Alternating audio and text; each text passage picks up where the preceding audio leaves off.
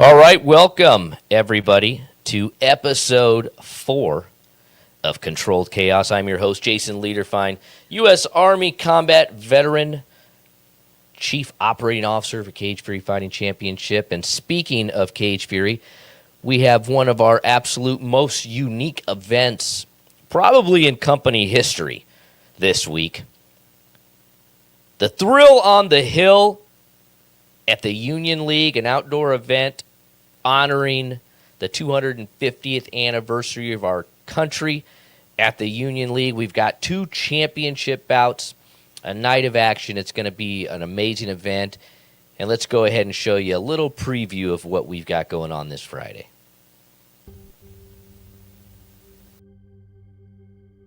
The Union League of Philadelphia, a patriotic society where love of country leads, is proud to come together at Union League Liberty Hill to celebrate our nation's 250th birthday in a very special way.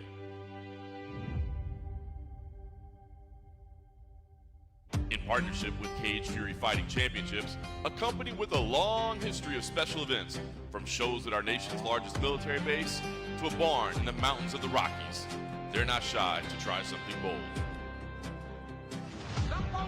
CFFC embraces a rich tradition of developing some of combat sports' most storied athletes and champions. The road to the top is long and winding, and it all starts here.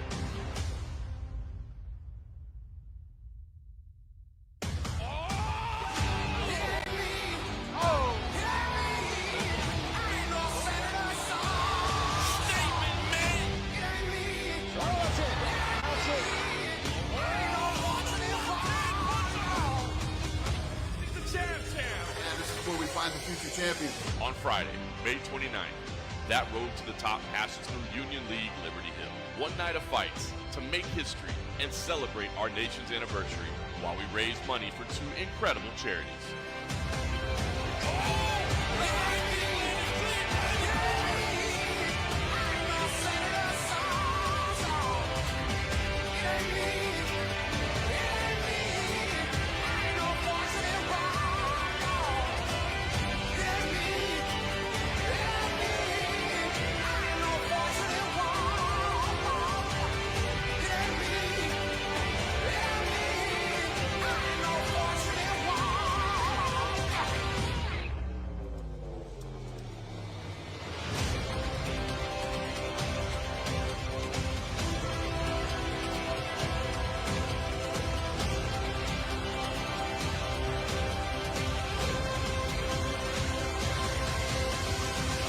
This is the Thrill on the Hill.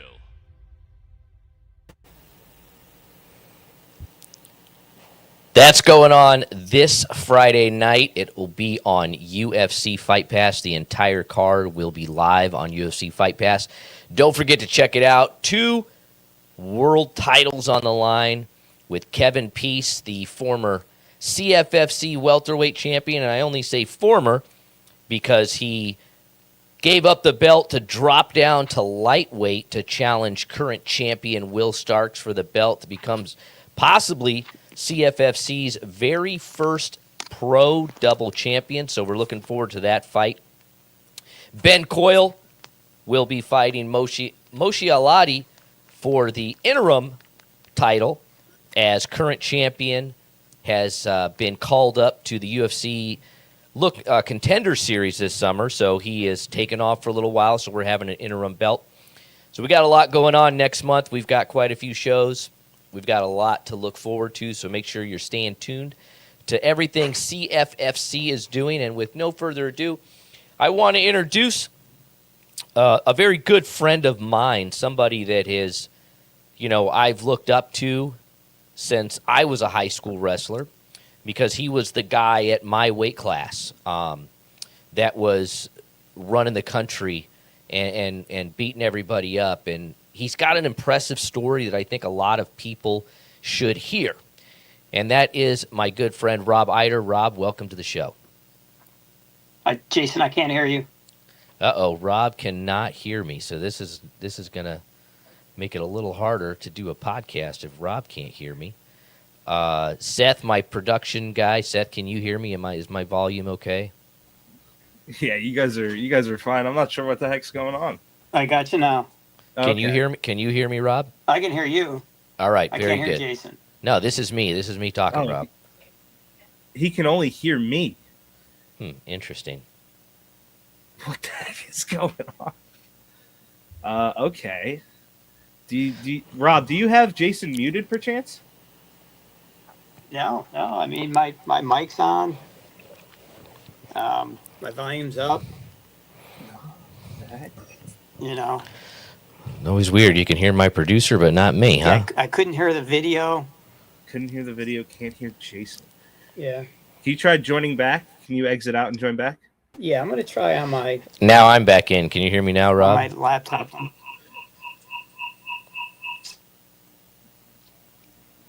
Can you hear me now, Rob? I can. Okay. Just mute on your phone. There we go. Can you hear me, Rob? Oh my God, this is weird. How about now? Can you hear me? Folks, we'll get all this worked out hopefully in a minute. We'll get Rob back on here.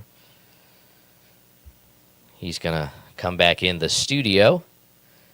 Sometimes with a live broadcast, that's why most people don't like to do live because, things can happen. We haven't had issues yet, but we're working on the background. We'll get Rob back in here. Hopefully he'll be able to hear me. Let me see if I kick this one out.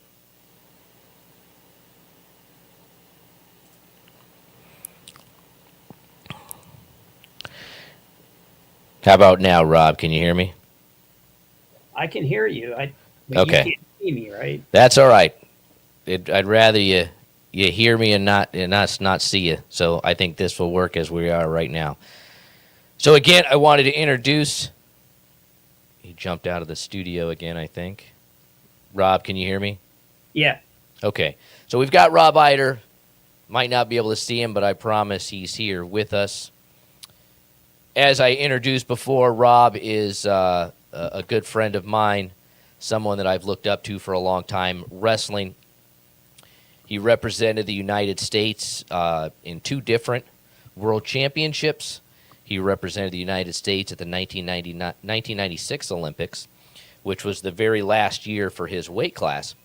But his story's really interesting because Rob didn't even go to college to wrestle. And as a matter of fact, the smallest weight class in wrestling was too big for him at the time. And so he had no intention of even continuing wrestling after high school. Can you walk us through that a little bit about your high school career and really how you got involved wrestling in college?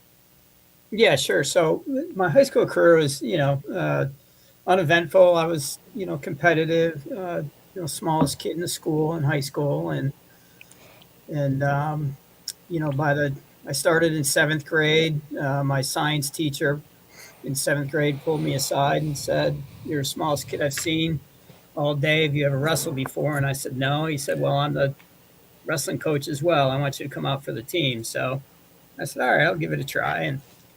And made it to the state finals in 7th grade and I had gym shoes on, didn't even have a pair of wrestling shoes yet. And then, went to high school and kind of the same thing. I played hockey my whole life. So that was really my number one sport, but being, 5 foot tall on a good day is kind of tough in that sport. So, I stuck with wrestling through high school and, by my senior year, I was ranked in the state. Again, I'm from Illinois, which is a pretty decent wrestling state even back then. And, didn't have a good state tournament and, just kind of figured that was it. Right. And, my dad picked me and my sister and my mom up and moved us to Phoenix when I graduated high school. And I went to Arizona State just because it was 20 minutes from where we moved. No, didn't go there to wrestle, didn't go there for anything else, just to go to college. And, real long story short, I ran into a couple of the guys that were on the wrestling team my freshman year, and started talking with them, and they said, hey, you should come out for the team. There's this other little guy, right, that is a freshman as well. Doesn't have too many workout partners because he was kind of too small at the time as well. Now, remember, this is back in '85, and Arizona State was a top 5 program. Well, I had no idea how good Arizona State was. And after a while, running into these guys again, they convinced me to kind of come to practice one day, and I ended up staying. And the little guy they were talking about that needed a workout partner was a guy named Zeke Jones, who, again, I had no idea who Zeke was and didn't really care, but number 1 recruit in the country at the time at the weight class. And Zeke and I just, we ended up becoming best friends and roommates and training partners, and it kind of took off from there. So we've talked about this before. Bobby Douglas was the head coach at Arizona State at the time. Arizona State was, a top 5 program. It was the home of some of the toughest wrestlers anywhere in the world. So Bobby brings you in, and what's his conversation with you? Well, initially it was, who are you? Because I showed up, a month into practice or whatever. And after that,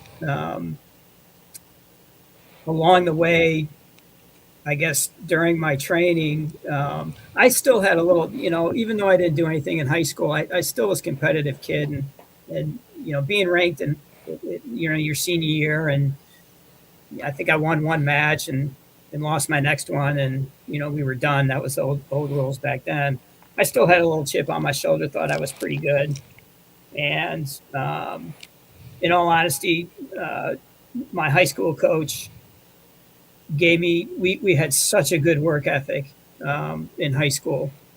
We knew 4 moves, but we were in great shape and very disciplined team and very hardworking team. That's what he instilled in us, and I think Bobby kind of appreciated that when he got to see me in the practice room, because really I wasn't anybody in that room, but I kind of had a kind of like an FU attitude, so to speak, where Zeke was Zeke. I didn't know Zeke. I didn't know anybody else in that room, and you just get competitive, and you're like, you're not going to take me down, and I probably got taken down 100 times, but I kept getting back up.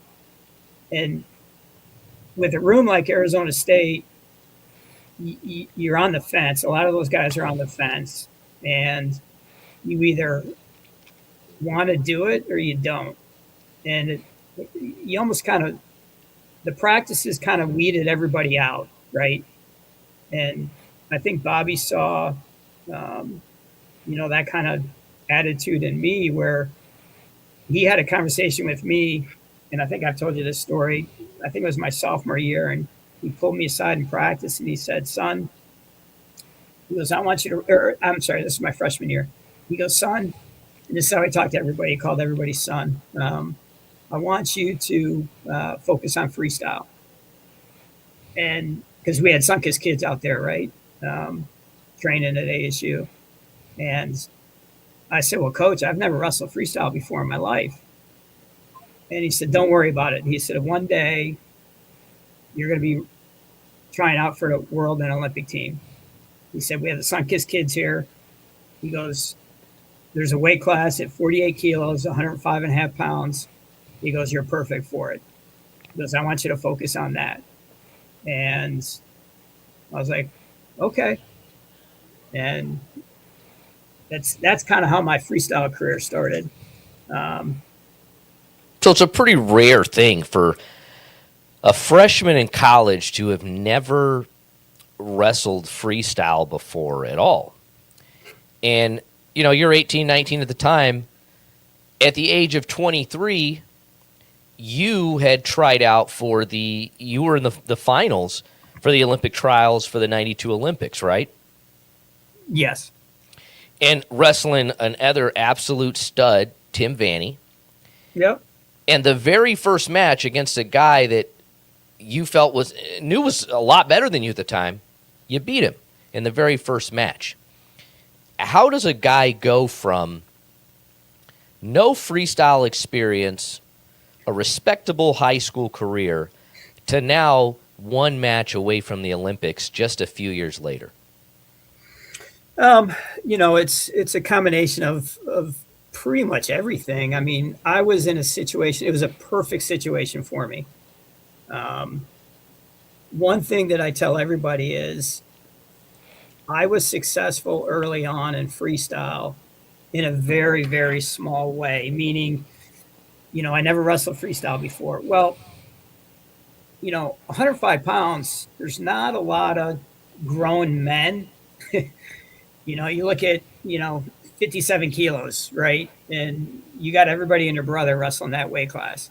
At 105 pounds, you have your Tim Vannies, right? Your back in the day, your Bobby Weavers, but there wasn't 10, 12, 15 guys that were ultra high level athletes, and nothing against who I competed against, but that was just a fact, right? So a lot of the kids that I wrestled were a little bit younger. And so again, I was fortunate. I had success early on. I would go to local tournaments in the area, just local open tournaments, and wrestle a guy that was maybe a club coach or a weekend wrestler type guy. But I was still winning, and that kind of kept me going a little bit. And again, when I got to the national level, again, I just had success early on. And again, with the room I was in, it was ridiculous. From every weight class, from 105 or 118 back in the day, all the way up through heavyweight. The guys in that ASU room we were the most competitive team. It was hilarious to watch these guys go at it, and we're all best friends. So it was just, just beat the crap out of each other in the room, go take a shower and go to lunch with everybody. But that's what we did. And, for me, I had some great coaching. Like you said, Bobby Douglas took a great interest in me. Tim Vanny, who you mentioned, I wrestled, was really my mentor. Timmy was great. So going back to what I said, there's not a lot of little guys that wrestle this weight class, or older guys that wrestle this weight class. And Timmy was the king of it, right? And we became very good friends. We trained together every day. Timmy would take me to camps he was doing. I was his baggage. I would travel with him. So when he would do a camp, he would bring me along, and then we work out in between camp. And the great thing about Timmy was he taught me so much, because he knew if I got better and could push him, he would get better. And I thought that was a pretty cool thing, for him to do. In fact, I just talked to him 2 nights ago, believe it or not. That's what he did. I remember just going to all these different camps and clinics he was doing around the country. He would bring me along, and we would just work out in between sessions, because he was getting ready for a tournament. We were both getting ready for the same tournament, but he was the champ of that. He was the U.S. Open champ, or he was whatever champ. And, we'd wrestle in the same tournament, but, he was training to win, to win a world title, to win an Olympic medal. And you were probably running into him in these tournaments, right? Oh yeah. The match you just mentioned that I beat him at, that I was 1-10. That was the first time I beat him, and to be all honest, I think it was, I didn't understand what was going on, if that makes sense, in the 92 trials. Cause to me, it was just, I'm trying out for the Olympic team. Big deal. That wasn't. I didn't really make that a goal of mine. If that made sense. For Timmy, this was his last go around. And so it was a big, big deal for Tim. He took. I can't remember what he did in '88, but so '92 was was a big deal for him. And I just think that, it was just the nerves thing because, and I went out and I won and I was like, holy crap, like one more match and I make the team. Like that was never really a lifelong goal for me at the time.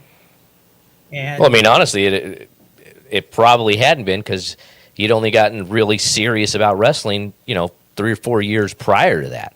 100%. Yeah, 100%. And Timmy came out in the second match. He beat me pretty good. And then we had the rubber match, and then it kind of sank in with me a little bit. And then we had the rubber match, and he beat me by I think 1 or 2 points. But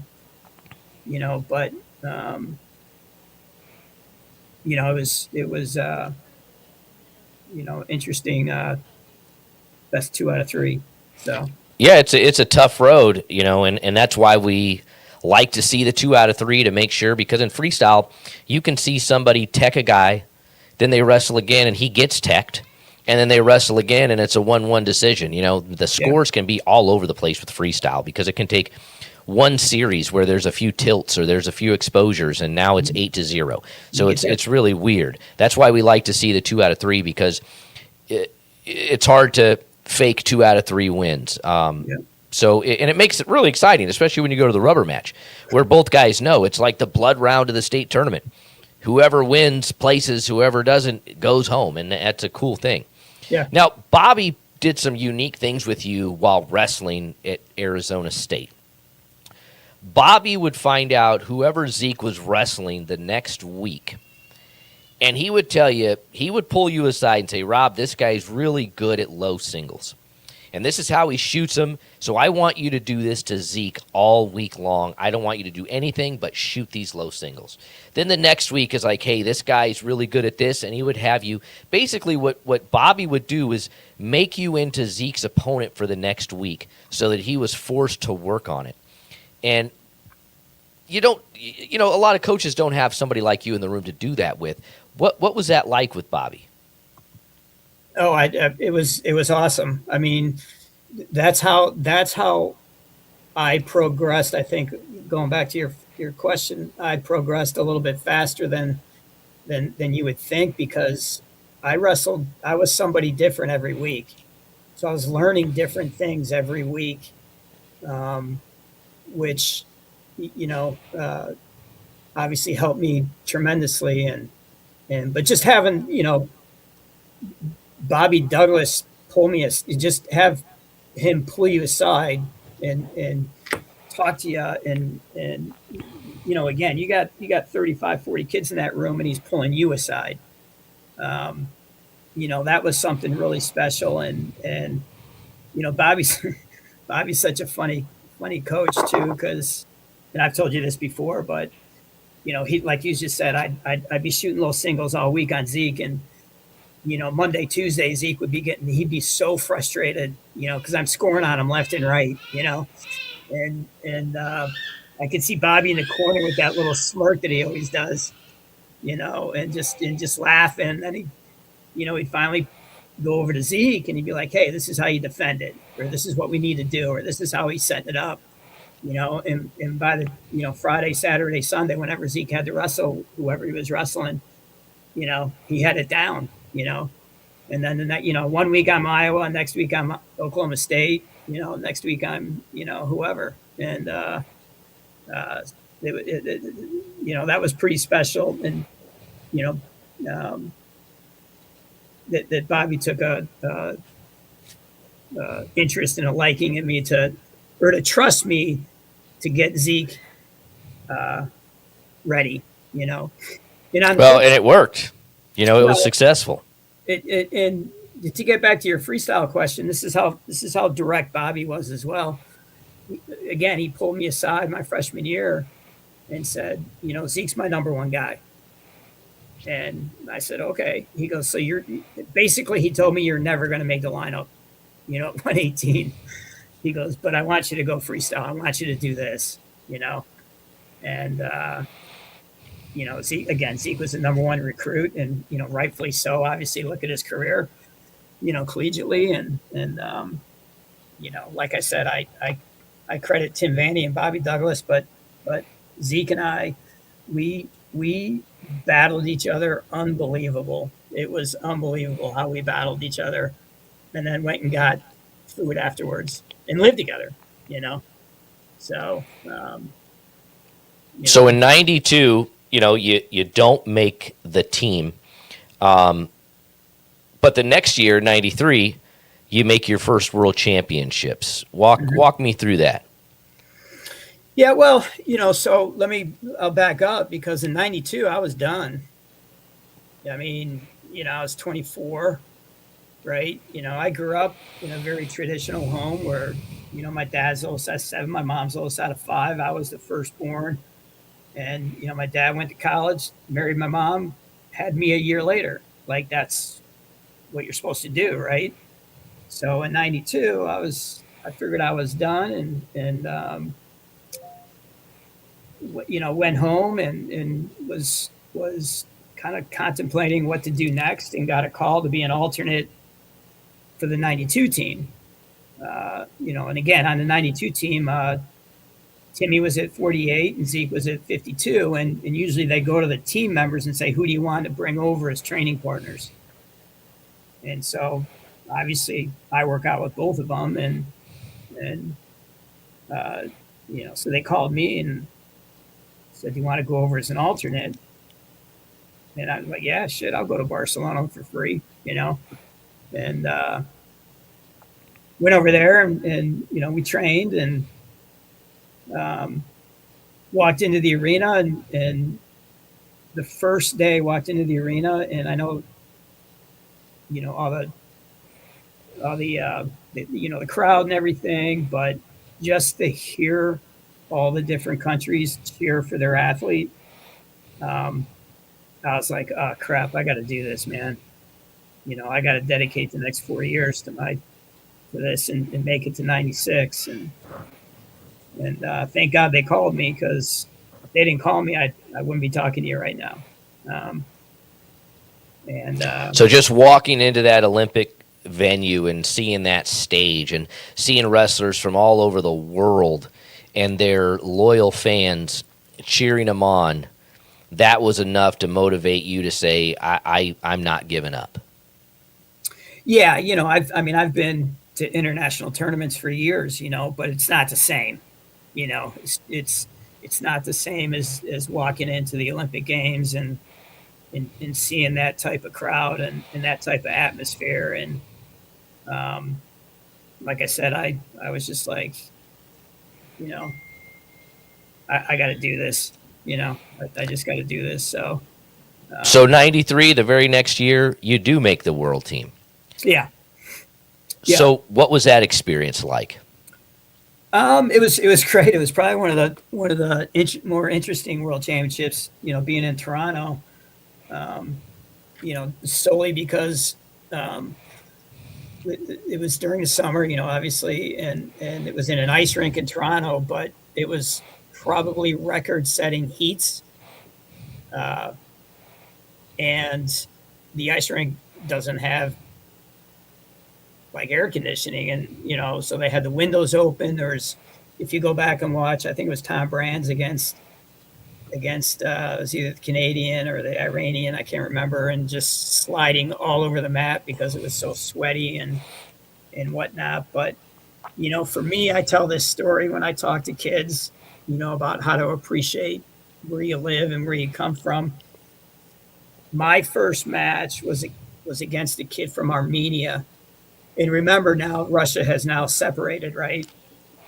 And so back in the day, the World Championships and the Olympics, you wrestled the guy from Russia who is tougher than heck, but there's only one Russian.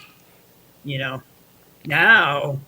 there's Russia, Azerbaijan, Ukraine, Belarus, all of them. I got this guy from Belarus. You know what his name was? What's that? Vogar Rujev. There you go. Okay, so so he's in my weight class. I got this Azerbaijan guy, and a couple other Russians, and so anyway, so I go out, I shake hands with this guy, and I look down. No kidding. I look now. First of all, he doesn't even have like a Armenian singlet, right? He's just got a regular reversible red and blue singlet, and I shake his hand. I look down on his shoes, and I'm not kidding. I can see newspapers coming out of his shoes because the shoes were too big. And I'm like, oh crap, I got this guy, right? And well, I was desperately wrong on that thought because he ended up beating me and going on to take a bronze medal in the World Championships that year. But my point in saying that is that his country was so poor at the time, they couldn't afford a singlet, and they all had to share shoes. So the shoes he was wearing was too big for him. So in order to make him fit, he had to stuff him with newspaper. And then give him back to somebody else to go wrestle in him 10 minutes later. Yep. And probably switch the singlet too. Yep. So, I think that's a kind of a testament to the sport as well. I've talked about this with people, I think King Mo and even Eric Anders, about the expense of playing a sport like football, where it can get extremely expensive with all the gear and stuff you have to buy, where wrestling can be done in areas where you don't need a lot of money. You just need another body. You can get an old pair of shoes. You don't even need headgear in all these other countries because they wrestle freestyle, and you get a singlet. And that's all you need. Yeah. So it makes the sport, and I've also said that countries that are cold are usually good at indoor sports, where most of the Soviet Union countries were it's cold, so people stay indoors all the time, and wrestling is extremely tough. And now the Berlin Wall falls down, the Soviet Union collapses. Now we don't have the one Russian anymore. Now we have 35 other independent countries that all have studs, that all have killers, and now we've got to wrestle against all of them. So it made the world much more competitive. So you make the team in 93, you make the team in 95, 92 and 94, you're a World Cup silver medalist, and then a member of the 96 team. So you finally get the trials again 4 years later. Who did you face in the finals to make the team in 96? A kid by the name of Canopy Solomon out of Delaware, of all places. So he's been around for a while. He came up. I was coaching at Clarion University at the time, and he actually came up and trained with me 2 weeks before the trials. We trained together for about 7 to 10 days, and then he went home and finished his training up there, and then we ended up meeting in the finals. So I was the reigning U.S. Open champ, so I had a bye to the finals. That's how the trials were that year. And so Canopy came out of a mini tournament, or whatever you want to call it, and he actually beat Timmy Vanny, but Timmy was semi-retired at the time. So, and so I ended up wrestling Canopy to make the team. Sometimes at that smaller weight class, the USA Wrestling would actually call some of these guys and say, "Hey, we don't have a lot of guys entered in the tournament. Would you mind, coming in and wrestling just so they have a, what they would think is a competitive field?"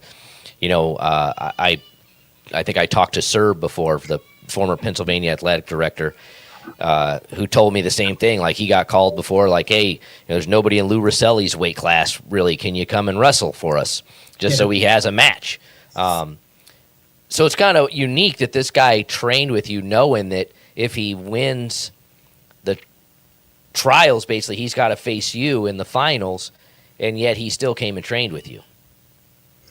Yeah, it's a little unique. I mean, that usually won't happen. To be honest with you, and I hate to say it this way, but I didn't really think Canopy I'd be wrestling Canopy.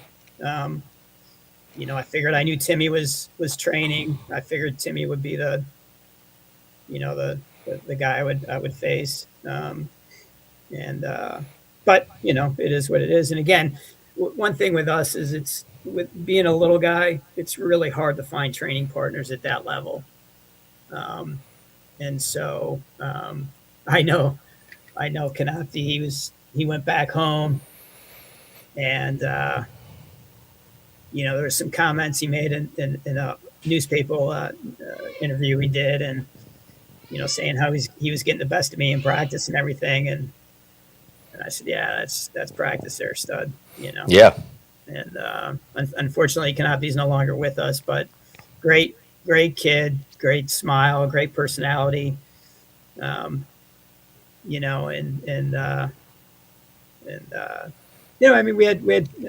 beat him, 2 out of 3, 2 straight matches, but he came out on fire the first match and was beating me, and kind of alluding to what you said earlier, I locked up a leg lace and racked up 6 points and ended up winning. So that first match, and then the second match was pretty basic match. So the '96 team, could go down as one of the best we've ever fielded. You have Bruce Bumgardner, you have Kurt Angle, I believe Townsend Sanders was on the team. Yep. It was just full of studs. Kurt Angle wins a gold medal. Brands wins a gold medal. Cross wins a gold medal. Yep. Bumgardner takes a bronze medal for his 4th Olympic medal. I believe Townsend, did he take a silver? Yeah. So, I mean, it just a remarkable team. And I think that's what kind of helped you as well moving forward, as a lot of those guys became involved in college wrestling and coaching, obviously the Brands, and you've been able to have a connection with these guys. And how has that relationship continued, 30 years later? Oh, it's wrestling. I mean, we're all family. I mean, we won't see each other for for me especially. I've been out of the coaching game for a couple of years, so. But as soon as you see somebody, it's like you saw him yesterday. And that's just how the whole wrestling community is for the most part. I mean, you could sit down at the airport and strike up a conversation with the guy next to you, find out he wrestled. Next thing you know, you're 2 hours into that conversation. So. Well, it's funny. We went to the NCAAs together. I think it was the one in Tulsa a few years back, Yeah. and we went to one of the little fan expos, and Kendall was there. And you just run up behind him and grab him, and he's like, "Who the hell is grabbing me?" And he's like, "Oh my God, it's Rob Eiter." You probably hadn't seen each other in a while, but this was a guy you used to train with all the time. Yeah.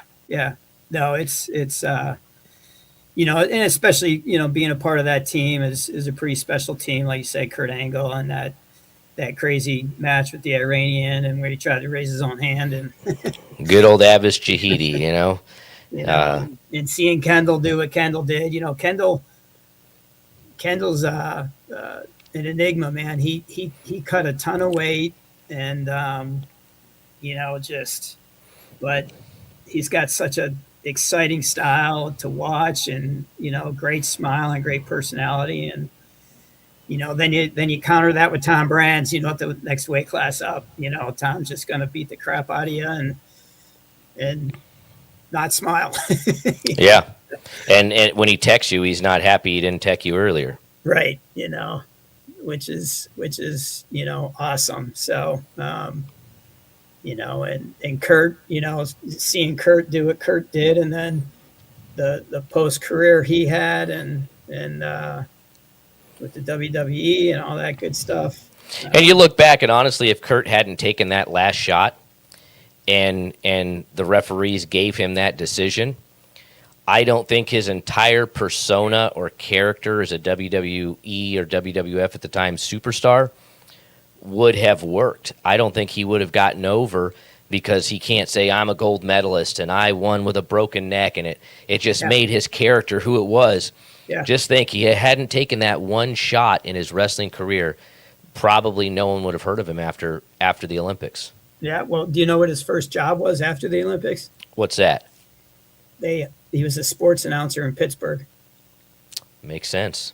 Yeah, well, it did, but he didn't like it. It's Oh, tough. he's a competitive guy. Yeah, He's like a Brock Lesnar, where you just want to compete. I've heard the legends of them wrestling each other in a real match. Brock and Kurt wrestling each other in a real match in the back to see who really was the best. yeah, And you hear two different ways, but I've heard Kurt won, I've heard Brock won. You gotta, I guess, just take somebody's word for it. But those are just intense guys that like to compete. And although you think it's WWE or it's fake, it's still competing. It's putting on a show. It's performing. It's using athletic ability. And unfortunately, 96, 97, 98, there was no money in MMA yet. Had Kurt Angle been 10 years younger and won an Olympic gold medal in 2008, MMA money may have been there for him, like we're seeing with a guy like Gable Steveson, who 3 fights into his career is now getting called up to the UFC because he's an Olympic gold medalist. I mean, you just can't replicate or duplicate that. I've said it before, and I'll say it as many times as I can, that nothing in the world is as tough as a Division I college wrestling room. I don't care how tough you think your MMA gym is. The inside of a Division I college wrestling room with a competitive team will outwork every single other gym in any sport anywhere on earth. 100%. And that's why you see early on so much success by the Randy Couture's of the world. Dan Henderson wrestled at ASU. He finished his career at ASU. He slept on my couch for 6 months. And that dude is just a hammer. I mean, the guy won fights at middleweight, light heavyweight, heavyweight. He won world titles. I mean, and it was funny. It was a lot of these Greco guys were the ones coming up and winning. Linlin, Couture, Dan Henderson, because Greco is even tougher. There's even more hammers in that. I remember there was a thing when Linlin, I think in the 2000 Olympics, they did a tough man contest of all the wrestlers, and Linlin won it. And this guy doesn't have a muscle defined on his body. He's bald.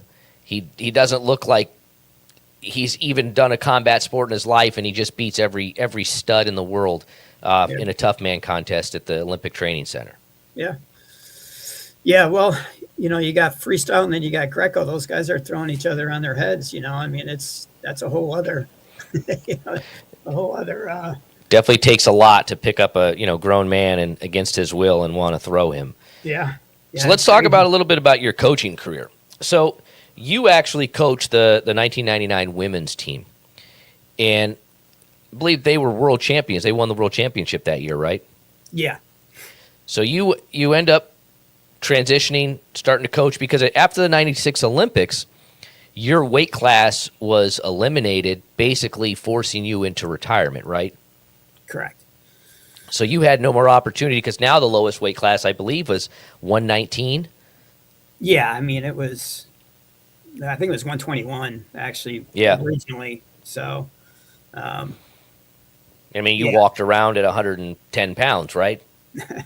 No, I was probably 120, like 122 is probably the highest I've ever got, And these guys wrestling at 121, they're cutting from 140, So it definitely made it difficult.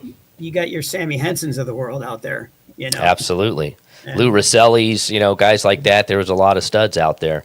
Yeah. So you transition, you're coaching the women's, you win a world championship, and that was their first world championship they'd ever won, right? It's the first world championship for USA Wrestling, men's or women's. So you are the head coach of the very first world level championship team for USA Wrestling. I mean, what was that experience like? I'm sorry. I'm going to correct myself right there. So men won the world championships in 93 and in 95. So the women were the first women to win it. Actually, I was a punchline to a quiz, who was the only member of the only 3 world championship teams, for USA Wrestling. And there you go. At the time. Now it's changed, obviously, but coaching. So that all started because ASU was really also a groundbreaking school or program because we had a lot of the girls training there. Girls couldn't find places to train back then. And, pioneer of the sport, who's the pioneer of the sport? Tricia Saunders or Tricia Of McDonald course. at the time. And her brother was actually roommates with Zeke and I and Andy McNaughton.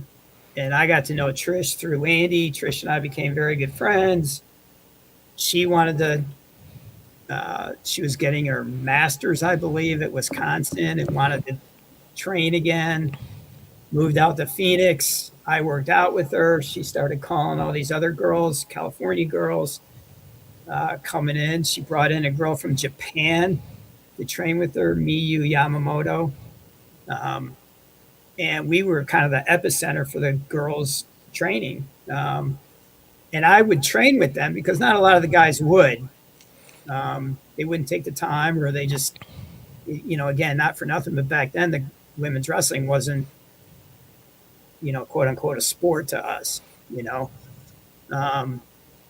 and even though we've competed in the world championships for years, it still hadn't been accepted, right? So, but I would work out with the girls. Like I said, I moved Trisha out there. I drove her out there in her BMW with her cat in the back seat from Madison, and just started working out with her. And Sunkiss embraced the women's side of it as well. And the girls are great. It's just you got to coach them a little different, obviously, and but had a blast coaching them and winning the world title. I think we won it by 0.5 point, and we were in Sweden. So it was a lot of fun, and really set the tone for the future of the women's wrestling here in the U.S. So At the end of the day, we all have to acknowledge and know that every time a woman starts to wrestle or joins a wrestling team, it saves them.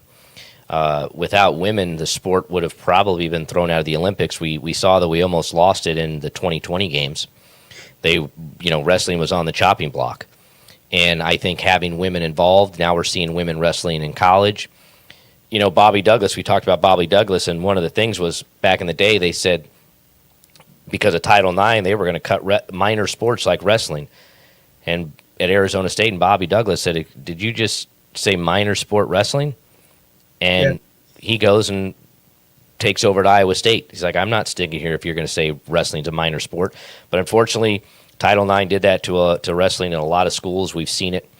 And every time a girl wrestles, you should embrace it and you should celebrate it because it's now a co-ed sport, or it's a sport with a female in it where they have the same opportunity, and it's saving males. It's saving the sport. And so I've been really excited to see the progression of not just, females in wrestling, females in MMA, and females in combat sports that are having just amazing talent and a lot of excitement. We've seen Olympic champions. We've seen how well Japan has done at not just the women's, but the men's. I mean, there's such exciting things going on in wrestling right now that it is a time to be a fan. And you got to work with us with CFFC Match Day. We got to put together some college wrestling.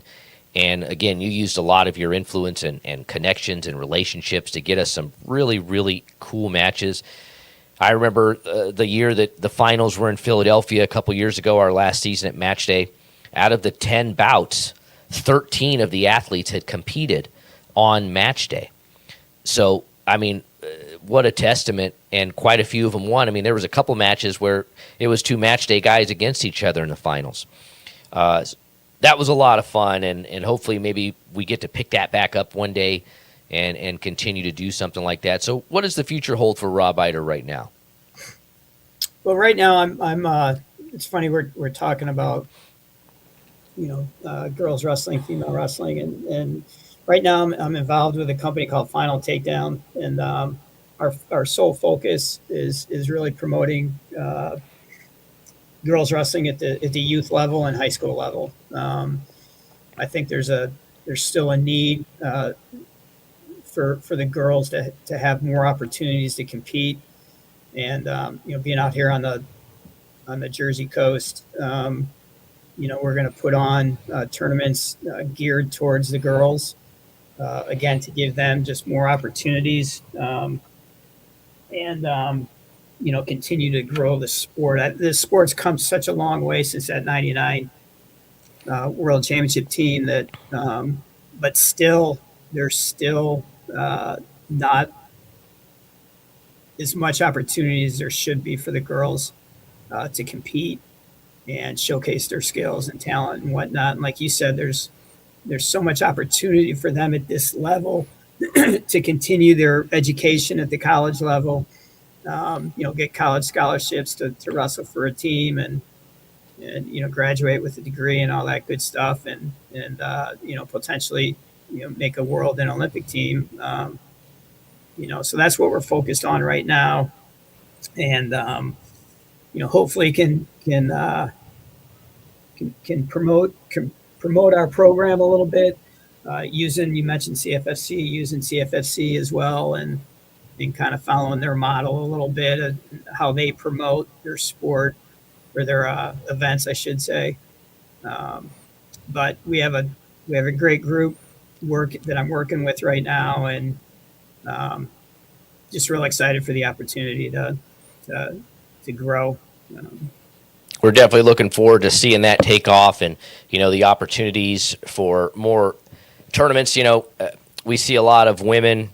They're having to wrestle in male tournaments, or they show up to a tournament and it's the same one or two girls every time, and it's unfortunate. So we're definitely excited about the opportunity for women to go to a tournament where they're going to wrestle new women, and they're going to have multiple people in their weight class, and they're going to get to compete against some of the best girls in the country. And I think that's what your program is going to do, and we're really excited about it. And hopefully we're going to see more about it in the future. Yeah, for sure. I'm excited too. So we appreciate having you on. I know you had a hard stop at 4 o'clock your time, so wanted to tell you I appreciate it, because we could probably go on for hours. I mean, we do it all the time over a cigar.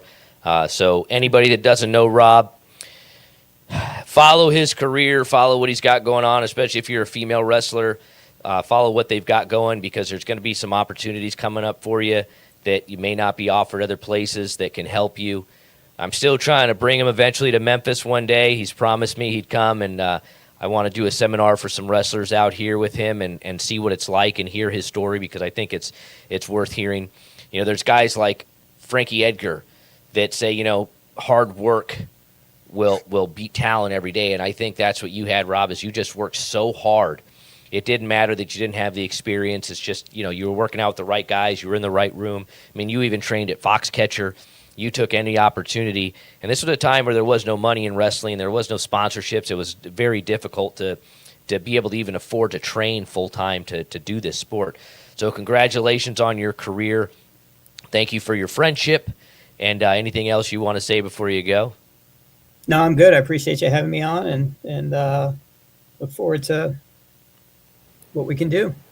Appreciate it. I will hopefully see you this week in Philly for Thrill on the Hill. And I'll talk to you later, buddy. All right, buddy. We'll see you. Thanks. That was Rob Eiter, 1996 Olympian. I had a lot more to go over with him. Just so many important things that he's done. But unfortunately, we had a hard stop at 3 p.m., 4 p.m. Eastern time for him. I did want to talk about our guests. We're not going to have any more shows this week because of my travel to Philly for the Thrill on the Hill. But I do want to talk about next week's guest. I'll go ahead and bring that up. So next week, we're going to have legendary coach Greg Jackson, head coach and owner of Jackson Wink. If you name a UFC champion, they probably trained there in Albuquerque. I've had the opportunity to stop by the gym myself and check it out and see it. It's just, you'll hear more about it from Greg and just his coaching philosophies and what they do to make their gym so world-class. So I'm really looking forward to that. So that's going to be next Wednesday, June 3rd. And then we've got another special guest that's going to be coming up. And this is going to be our first in-studio guest since it's local, Eric McMahon. Eric McMahon has a very interesting story. A cancer survivor, how his faith has really driven him to make decisions that have only progressed his advancement in the business of mixed martial arts and as a gym owner. He's a Brazilian Jiu-Jitsu black belt, competed at Worlds, had a lot of success, and is now officiating at UFC events and getting to travel around the country and potentially even the world in the future. And I wanted to bring him on because there's a lot of people that ask, how do I get hired to work an event for the UFC? How do I get picked? And it's really not getting picked. It's you're being the best at your job, and you're getting advanced training, and you're going to seminars, and you're volunteering, and you're working. We talked with Shane Sparks last week. Last week. And he said he didn't just show up on the Big Ten Network.